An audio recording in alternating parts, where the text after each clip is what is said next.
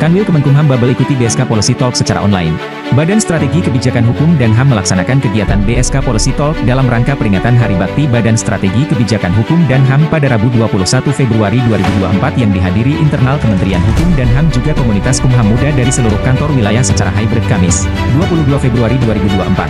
Kegiatan ini menghadirkan narasumber Rizky Argama dari STIK Indonesia, Jentra Pusat Studi Hukum dan Kebijakan Dr. Budiati Prasetya Martati dari Ocean Program Direktur Konservasi Indonesia dan dipandu oleh Dr. Y. Ambik Pramata, Kepala Badan Strategi Kebijakan Hukum dan HAM.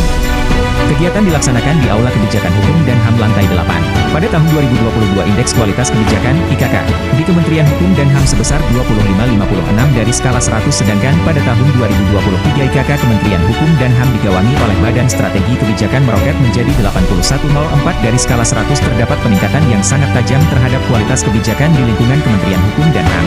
Dias menyampaikan peran BSK sebagai policy entrepreneur sangat penting untuk menjalankan kolaborasi dengan kaum marginal agar model kebijakan memang sesuai kondisi lokal kebijakan tersebut. Ambek juga menyampaikan BSK Kumham akan mendorong kebijakan Kementerian Hukum dan HAM yang partisipatif dengan upaya pemenuhan hak masyarakat untuk didengarkan pendapatnya, dipertimbangkan pendapatnya dan mendapatkan penjelasan dalam proses kebijakan di lingkungan Kemenkumham.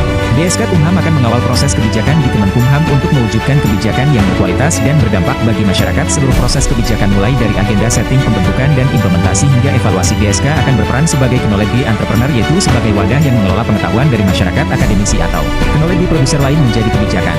Badan Strategi Kebijakan (BSK) Hukum dan HAM tidak hanya sekedar nama, namun merupakan badan yang benar-benar strategis. Harapannya ke depan akan ada kolaborasi dengan pihak-pihak luar untuk menghasilkan kebijakan yang tidak hanya berkualitas namun juga bermanfaat bagi masyarakat luas, ucap Gama sebagai closing statement pada kegiatan ini.